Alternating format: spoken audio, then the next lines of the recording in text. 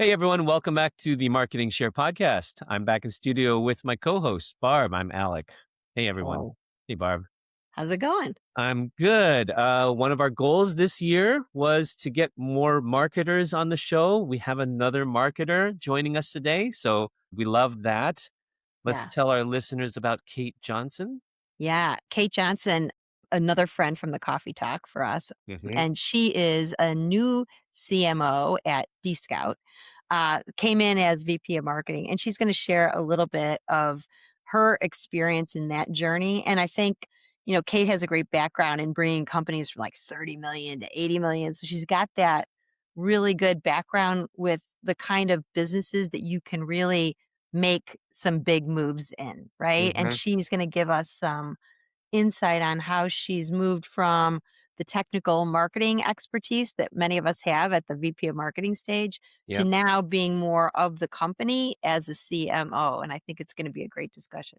Agree. And we always love it when we can talk to someone, a fellow marketer who's moved up from VP of marketing into CMO.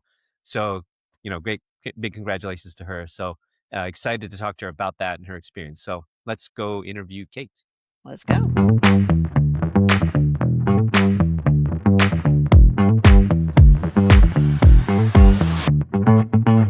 Hey, Kate. Welcome to the Marketing Share podcast.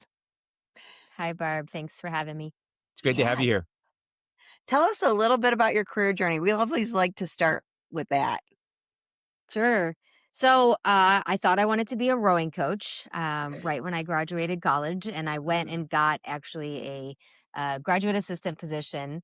And I learned very quickly in that role that you spend a lot more time working with the NCAA and with admin stuff and recruiting and like not that much time actually coaching rowing. And I was like, maybe this is not actually what I thought it would be. So I also kind of didn't want to live in like some part of the country, like wherever the jobs are available. I really wanted to move to the East Coast. And so I agree, moved to Philadelphia. I got a job working as a junior campaign manager, pioneering up expandable ads. Like, you're welcome, everybody.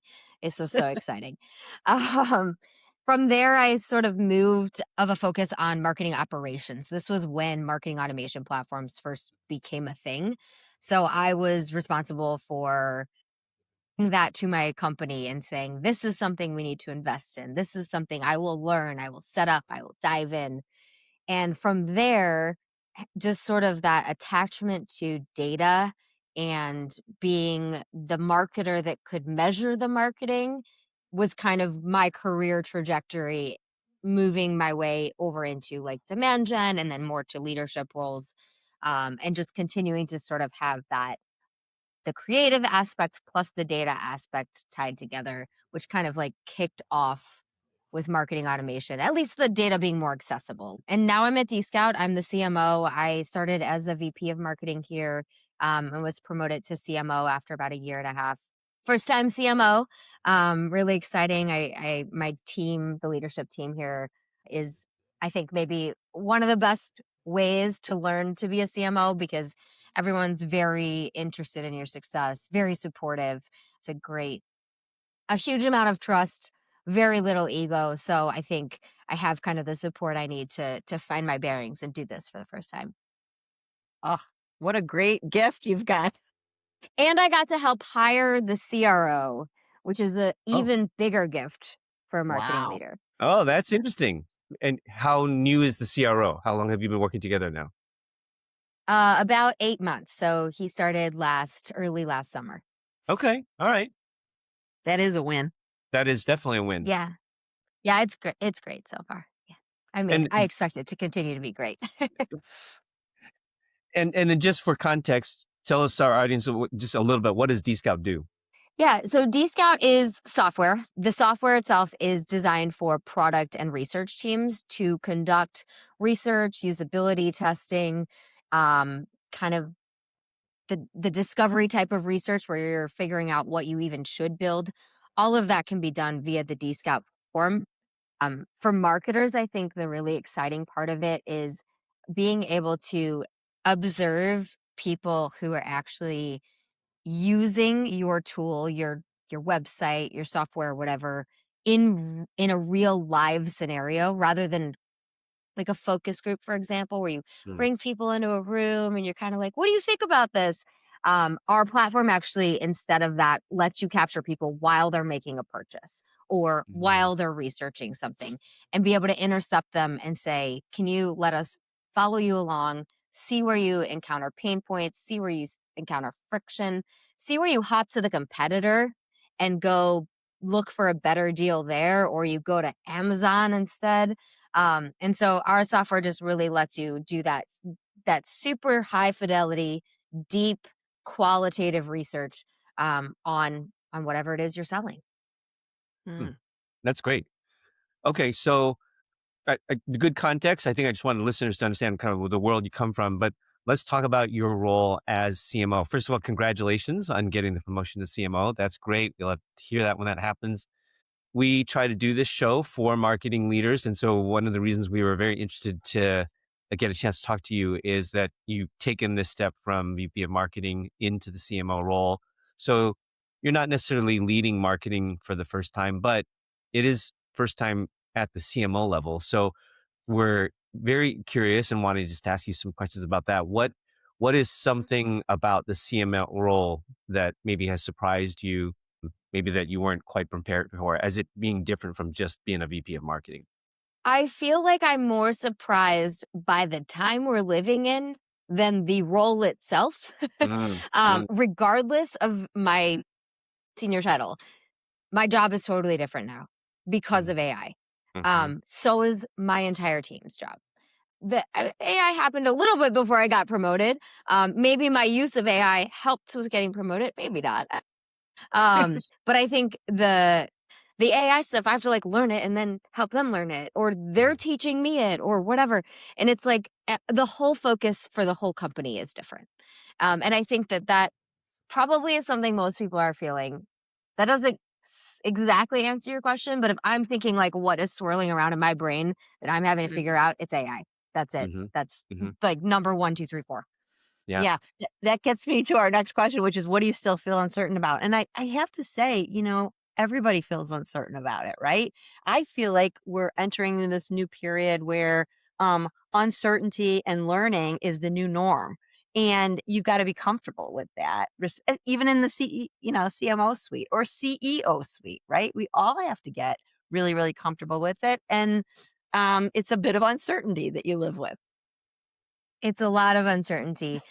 My CEO and myself published an article a couple weeks ago about that, especially so a world of research. The researcher's job is like to get to clarity. That is researchers that's their main focus. And past couple years we've had conferences that are about like how to get to clarity, how to find clarity on this stuff. This year the conference will be how to operate when you are never going to get clarity. Like it's not coming. You might get bits and pieces here and then something will change again. So how do you operate in uncertainty and stop, like you kind of have to reset your brain and stop craving that there will be an answer, there will be a clear path. We will have a roadmap. We don't have roadmaps anymore. Mm, Like, it's mm, not a thing. It's just you can plan, like, 2 months out at best because something changes and you mm, have to recalibrate and you have to say, "Well, now that AI can do this, we can actually build the product to do this better thing than we were planning to build. So now this is the roadmap." So, a lot of our kind of coaching, for peers, for my team, for anyone is just like that, get comfortable not knowing what's next. With that uncertainty and with the experimentation and with having to ask for help on things that you thought you knew how to do that now are done differently. mm, So yeah, mm, that's where I definitely am unsure of like what's coming next with AI, but I'm also kind of comfortable with that. Like I've mm, just accepted that that's how it's going to be. mm. Kate, what you just said there, I think you're talking, I believe, if I understand right? You're talking about the way that AI is impacting your market, your target market. And so you're messaging to them about adjusting to this level of change and this level of uncertainty. Is that correct? But And then, because I think you may have also been talking just prior to that about also just how AI is changing your role as a marketer, right? And both I think are very true. But I think I'm just drawing that distinction that it's like both are happening at the same time, both your own job, but also the target market that you speak to. Yes. Yeah. So most researchers at our customer companies are now very focused on developing their AI products. Like, I don't Yeah, know if anyone's building something that's not AI anymore. yeah, Well, I mean, I guess we do have people that produce like consumer packaged goods. So yes, our target market, AI is changing their world. It's changing their focus. It's yeah, also changing not just what they're building, but how they're doing the research. AI is changing my job and the tools available to me and kind of the things I no longer have to spend time on. And the things that I need to figure out are different.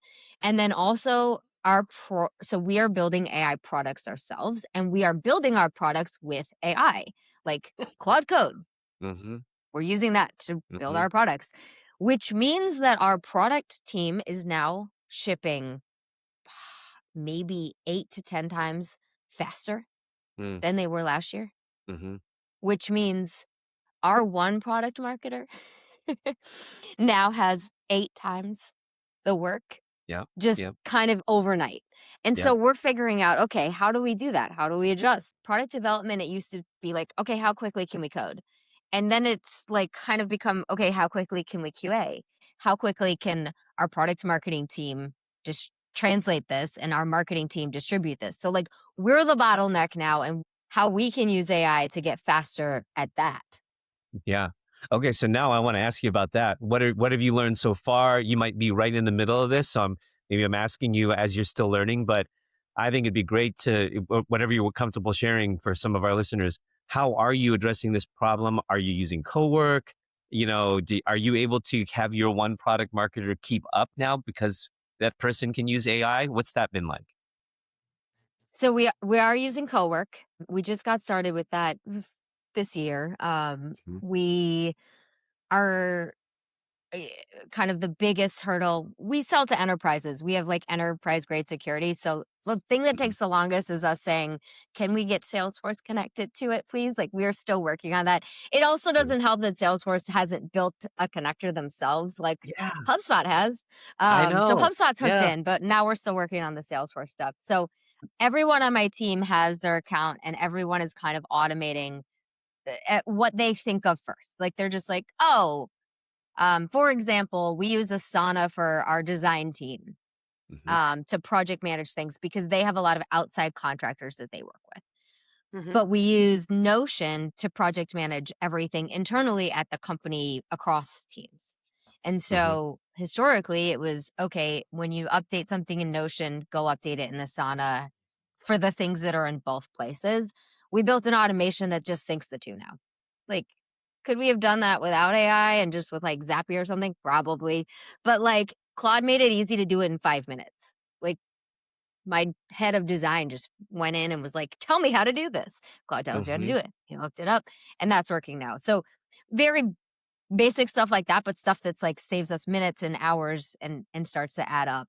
Um, Things like gathering competitive intelligence or doing just like market research in general. Tell me what is out there. Go read the G2 reviews for this company and tell me what people do and don't like so we can make sure our battle cards are updated. Speaking of battle cards, we no longer give sales battle cards. We give them battle gems for like the Gemini custom Oh, gems. We've yeah.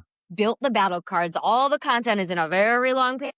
The gem has it, but sales doesn't ever read like 5 pages of battle cards. So now they can just Right. go into the gem and say, okay, they asked this question. What should I answer? And the gem just gives it to them. And so that's like been a big unlock for the sales team because it just works better with the way they want to work.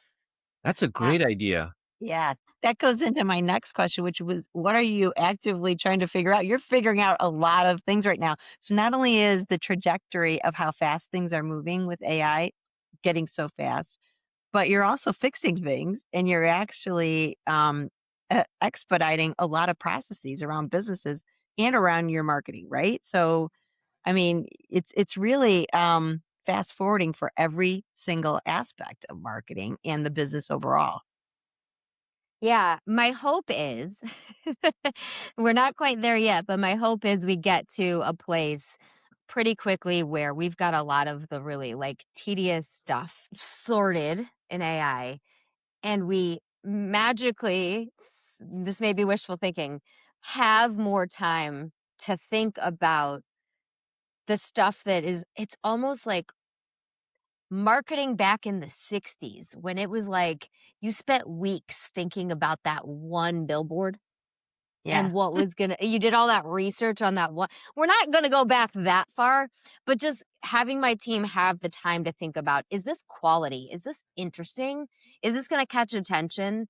Like one of the I know I started my career in marketing automation and I was like, this is so cool.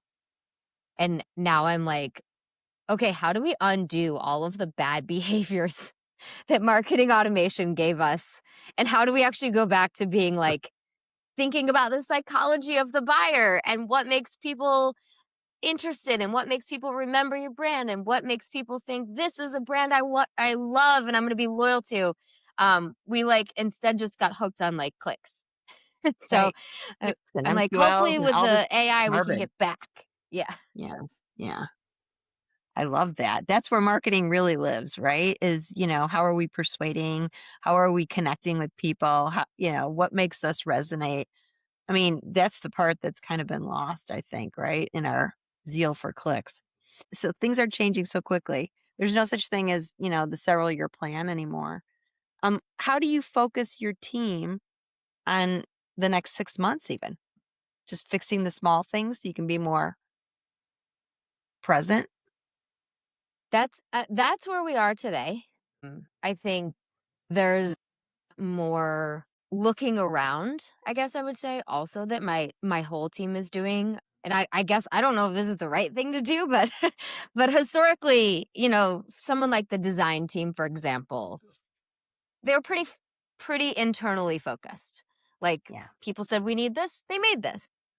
They're doing a lot more, spending a lot more time with our customers to sort of be like, how can we make these things easier for you to consume because you are also busy? Everyone in the marketing team is like looking out, doing a lot of research, immersed in the industry, I think more than we historically have to kind of try and figure this all out. I think be curious is my kind of coaching to them. Just continually look for things that you can do that are more interesting. Bring me things that you see out there that you're like, we should be doing this, or this caught my attention. Let's do something similar. I think that just kind of spread across more of the team than like the product marketer who was kind of the core person doing that. She's shipping product now. Everyone else has to look around. I mean, all I've told my team is just pay attention, keep your eyes up and looking around and seeing what's going on and don't get too caught in just like what Dscout is today because what Dscout is today is going to be different than what Dscout is in 6 months. Like it will be a fundamentally different product because of how much we can adjust and build with AI. Yeah, AI is changing the software industry and companies in some ways in very, very disruptive ways. So I think you're right. Like it's very curious what the market will look like 6 months from now, 12 months from now, 18 months from now. And maybe it's, I don't know, maybe it's over exaggeration, but I don't know, you're seeing it, you're feeling it. There is like monumental change going on. So it's a really fascinating time. I want to go back to something you suggested, which I thought was a great idea. You mentioned that you have converted battle cards into these, into battle gems. Does your team does your team still focus on producing the content that would go into the battle card, but rather than worrying about packaging up, you just continue to feed that information and update the gem? And then do you still get any salespeople that just like to have though, like a document that they can pull down and read? I'm curious, like how if you encounter a little bit of both. No. Okay. To the last one, no. Yeah. The salespeople love that they don't have to memorize a battle card and that they can just go in for their specific scenario and be Yeah. able to be like, how do I address this? And part of that is necessity because our competitors, just like we're changing so quickly, so are our competitors. And so for them to keep relearning what 5 competitors are doing this week is Mhm. impossible. So, like, Uh, it is almost they have to go in real time and be like, "Okay, I have this deal this month against this competitor. Got it. That's what they're doing right now. This is how I I go see. against them based on what we have right now." And then they have, they know our roadmap, so they can kind of get a little ahead on our story. Probably Mhm. that's where our competitor is going to. We're all Mhm. going the same direction. But I think that's pretty necessary. I will also say, so our flow for those is we have a Notion database which has all of our competitive intel. We now have a Claude Cowork is set up to refresh that month every Monday, Mm. weekly. Mhm. Um, there's like a contain section, and I just say, Claude, anything new you find in our Slack or on the internet or on a G2 review or whatever, populate it into this section so we can review it and make it part of the official section. Or we can say, Mm. that looks made up. Claude, Mhm. did you make this Mhm. up? Claude says, yes, I made this up. Let me delete that. So we have like the human is still in the review process. And then we push that into the approved reference this section, and the gem is updated with that. We could automate like another piece of that, but we haven't yet. But Yeah. yeah, the getting the info in and then we review it, push it to the gem so the gem is updated. Love I that. love your human BS test in there, right? Because totally you have to do that, right? A little bit to make sure you've set put a set of eyes on it and made sure it's not, too bootlickerish. Yesterday, Claude told me that it was lowercasing Dscout because that's how it's spelled. And I said, no, it's not. Where did you get that? I would like to update your source. And then it said, never mind, I just fabricated that. It's just so nonchalant about it. I'm like, you're telling the Yeah. CMO how to spell the name of our company. Yeah. We That got a good bad. laugh out of that. But you've got to check it. It just makes stuff up all the time. So, but it's useful, but definitely I would not trust it to just. And this is actually, um, we tested out having an AI SDR for a while, and I feel like we're not there yet, in my opinion. And that's an Mhm. example of why. Like it just like Yeah. sometimes they just you got to Goes have someone reviewing stuff still. Yeah, it goes off the rail. Yeah. So because I think what you're saying is an AI SDR because it's in real time and it's live, then you don't have the opportunity to check what it's actually trying to say. Yeah. Yeah. So it could go completely off rails. That's a great insight. Uh, Thank you for sharing that one. And also the practicality of how you're doing that. I think that's gonna be real helpful to hear just like, well, here's real example of how it's being deployed, how it's being used. Um, Love that very much. I'm gonna try to switch a little bit of this shift of where we're heading in this interview in this conversation. AI is obviously such a big factor, and might come back in and no problem if it does, because it really is affecting everything. But um, maybe let's talk a little bit about like being a CMO now. I'm not trying to draw too much of a distinction because some of these things apply just as equally if you're just the head of marketing, a VP. But I think it's really more just as you're being a head of marketing and being responsible for marketing. What do you do to evaluate a particular area where you personally might not feel like you're the best at it, but yet as the head of marketing, you have to make a call. You have to make a judgment on, okay, are we doing this right? Do we have the right resources? Do we have the right expertise in house? Can you talk, if you can, just thinking back to situations where you've encountered that? How do you go about doing that? Getting rid of that, like the maybe if you ever feel that imposter syndrome, it's like, oh shoot, I have to answer something, and yet I'm not necessarily the expert on it. But we have to get over that. Share a little bit about that if you can, or any experience that you've had with that. Yeah, I think it's so dependent on what that thing is. Mhm. So I do have the luxury of a very good research tool at my disposal. So if it is something like, should I do this or this on the website? I can Mm. actually run research in about 10 minutes, Mhm. get an answer back tomorrow, and I can actually, like, with data say, well, I have my decision. That's kind of a very simplistic example in terms of like personnel decisions or like, do we have the right people? I actually just had a scenario. We were hiring somebody for the first time, a first time role for the company onto my team. So part of the way our research works is we have this participant pool, and it's our proprietary participant pool.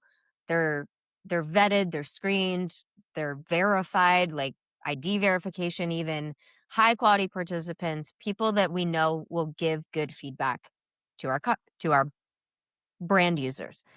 Mm. Historically, we've grown that pool only organically. Just word of mouth.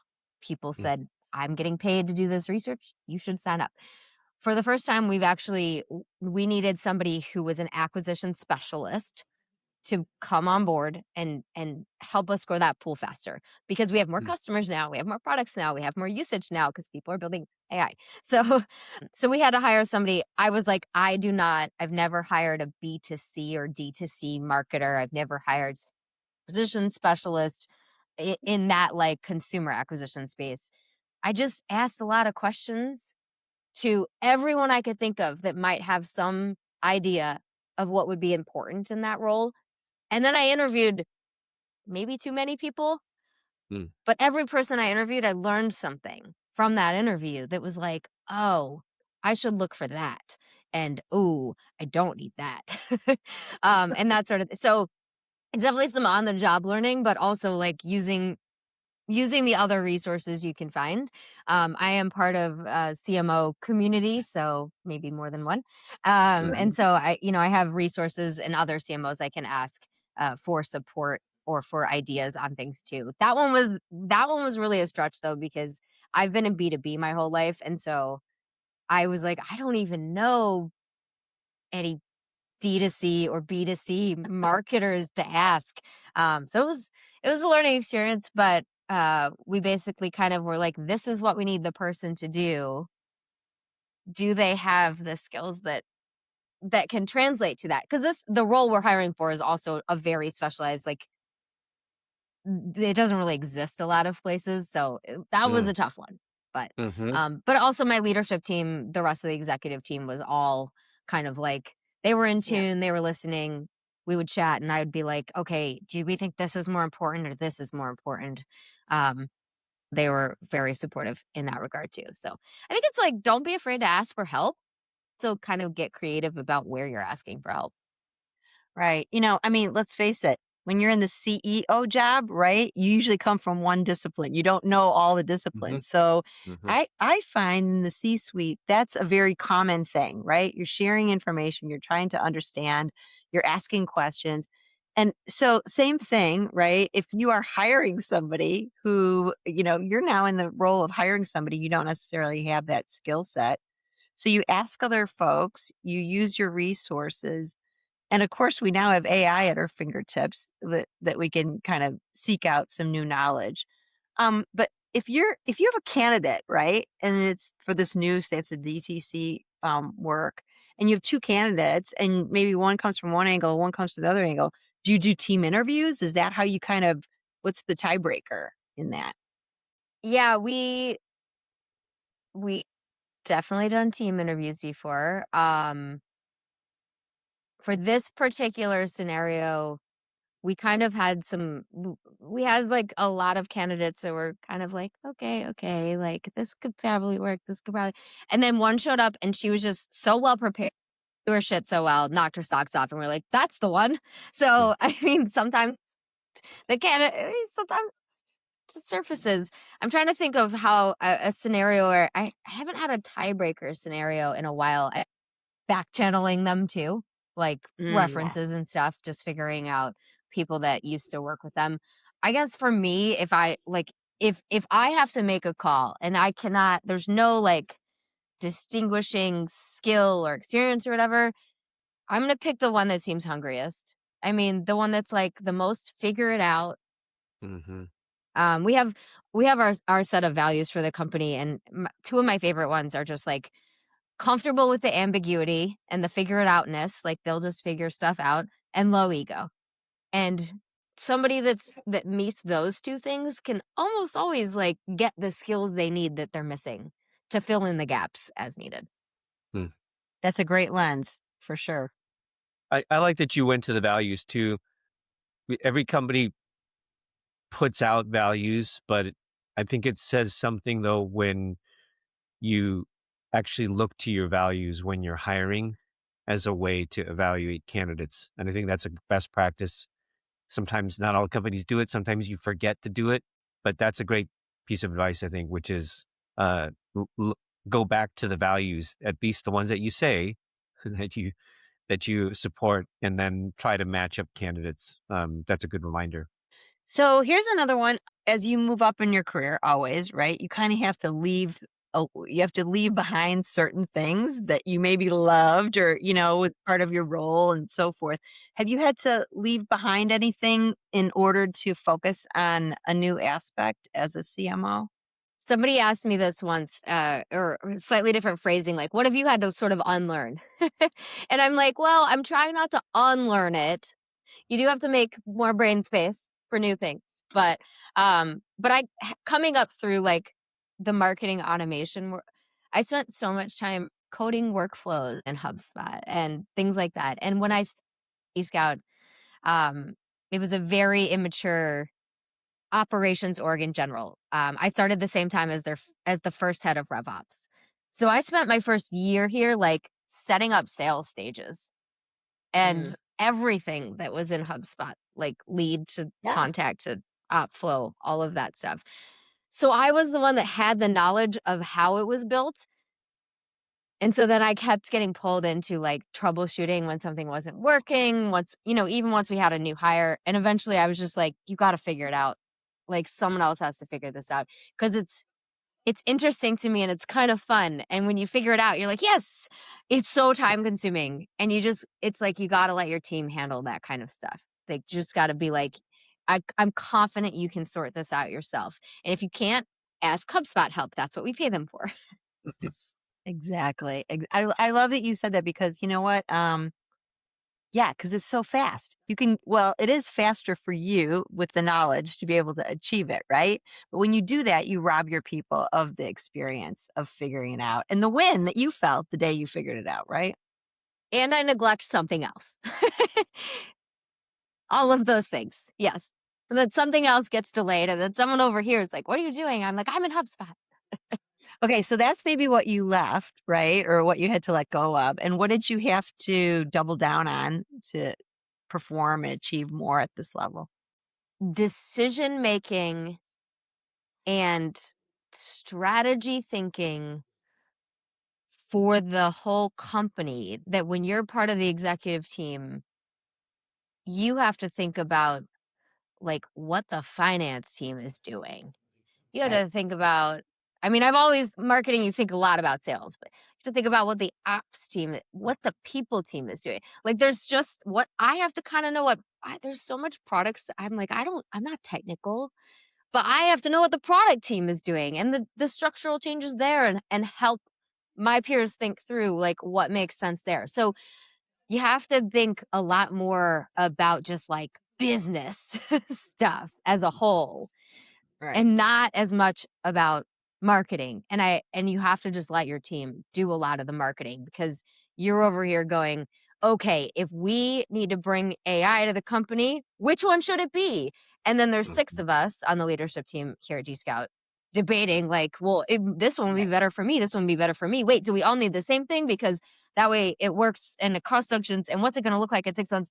Like all this conversation, there's so much conversations that are not marketing that I have to be formed about, educated on, have an opinion on, have a debate about. So there's a lot of like side of marketing, I think. Um that I would say that is a difference, at least at Dscout, from the VP to C level. I Mhm. was the head of marketing as a VP, but I wasn't in the conversations that are like, okay, this is the company's changing direction, or the company's focusing on this, not this, or we're sunsetting this, or like I wasn't in Mhm. those until I was in the C-suite. And so there's a lot more of that. Like you just have to be so much more cross-functionally informed when you have to weigh in on those things. It's the difference of being of marketing and of the company, I think, at the next level, right? Yeah. I like that you went there because we've heard that many times. You're giving us a real personal experience at the level, which is, yes, when you go from leading the function, but now you're a C level over marketing, but you just exactly how you said it. You're not just thinking about marketing now. You're thinking about how marketing impacts and is impacted by everything else in the company as well. And I think Mhm. that's a deliberate thing that you need to change your perspective on. So I love that example. Yeah, to make that like extra concrete, when I was the VP of marketing, I was responsible for the marketing budget. Hmm. And I decided where to spend the marketing budget. Hmm. Now I have to weigh in and say, okay, this is how much should go in marketing. This is how much should go in product. This is how much goes here. And I'm like negotiating for that versus before it was kind of negotiating, but it was mostly like, there's some things you don't know. You get this much money. So Right. Yeah. it's like a lot. It's just up a level. Yeah. That's a real concrete way to put it as well. I like that. You were talking about having to go thing and to fix things in HubSpot.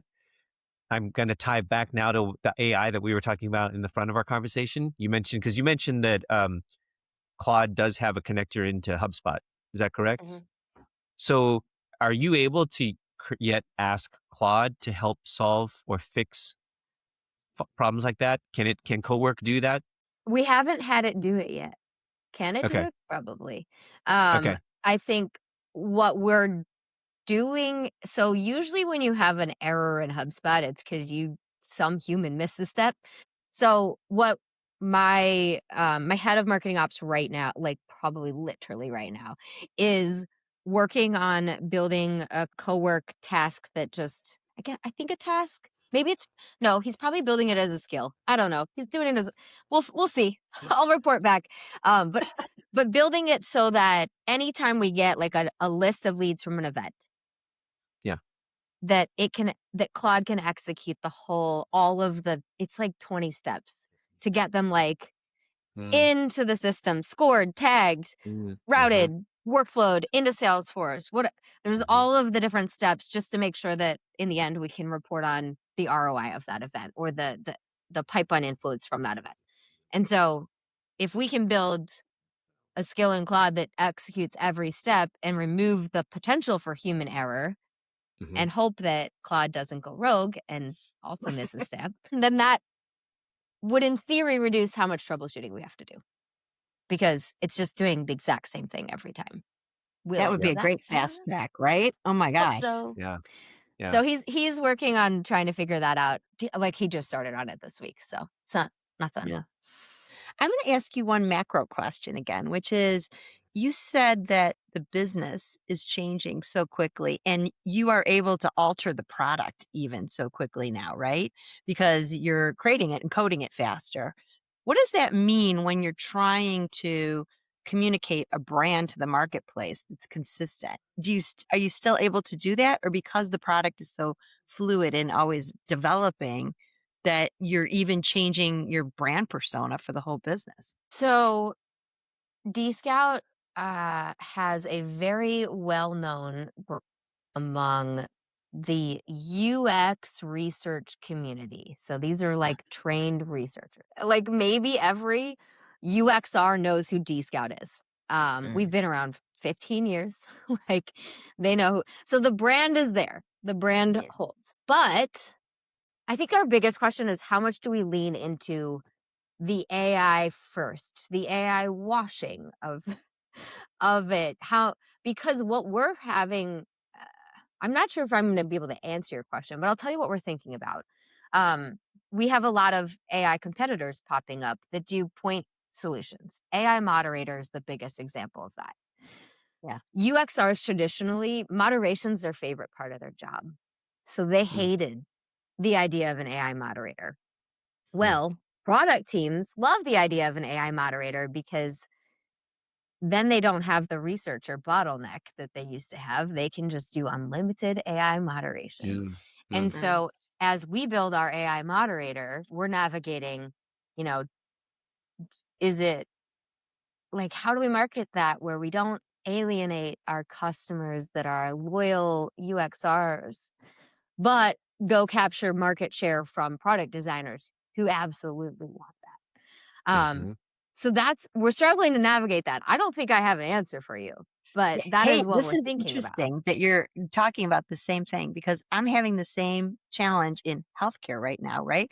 Where you can use AI to literally, augment someone else's work or whatever that they have a passion for that they're actually buying the service for in some cases, right? So it's kind of like, um, in some cases, AI can take that work away, right? Or it certainly can change the way it works for them, which causes them sometimes some insecurity, right? And these are the same people that you are offering this service to, right?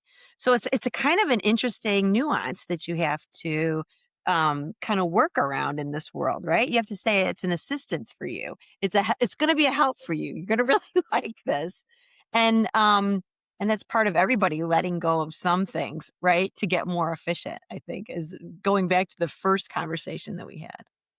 Yeah. I think, the truly in-depth interview stuff that researchers really love, AI is not good at that. Like the empathy, AI doesn't have empathy. Yeah. You can kind of train the agent to have, but it's not real. And Yeah. humans aren't gonna like really get into it deeply with AI. But it is Mm, good for like usability testing. right. Really basic. What do you think of this prototype? 10-minute interviews. It's good for that.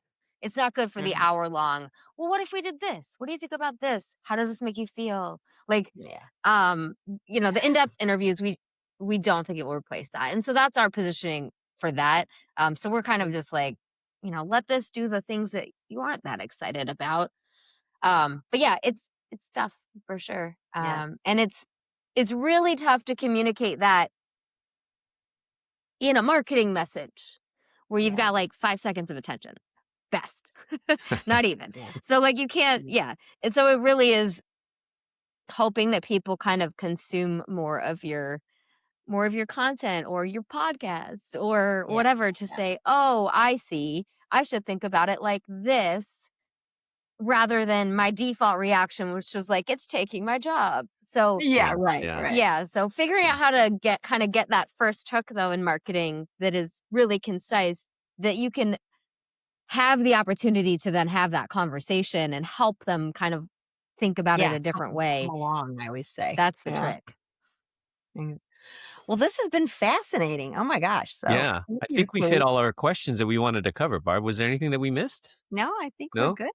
Thank you, Kate. This was really helpful, and I think you brought up some such great real world examples for our audience. I think they'll really enjoy this. Great. I'm gonna have to follow up with you and your, marketing ops person on that, thing that they're building out because I think I might wanna try to do the same thing, number 1, so that's a great idea. And then also, uh, I wanna tie back to something you said at the beginning. I'm curious, where did you row? Where you Uh, were so I in wrote at college, the I think. University of Dayton, Okay. um, for during undergrad. I Yeah. wrote in high school as well. I wrote in junior high as well. I wrote after Okay. school as well. But in college, I went to University of Dayton. I rode there, and then I coached at University of Tennessee. Oh, Cool. that's fantastic. Rowers, I think, are some of the best athletes ever. I did 1 year, um, of crew in college as a freshman. I had no idea what I was getting myself into, and I earned such respect for rowers. I was not the rower, I was a coxswain. But, I was also a I'm much coxswain. okay. You I'm can't much tell too because I'm short. sitting down, but I'm only 5'4". Well well, there you go. So, see, it's same here. I'm not some tall Asian dude. So but yeah, it's incredible sport. So I thought that was fun to hear about that. Thank you for joining us. If people want to get in touch with you, Kate, how should they do that? LinkedIn, probably the best way. Yep. There are probably Johnson's on LinkedIn, but if you go to connectwithkate.com, it will take you to my profile. Okay, great. Perfect. All right. Thank Thanks, you so much Kate. for joining us.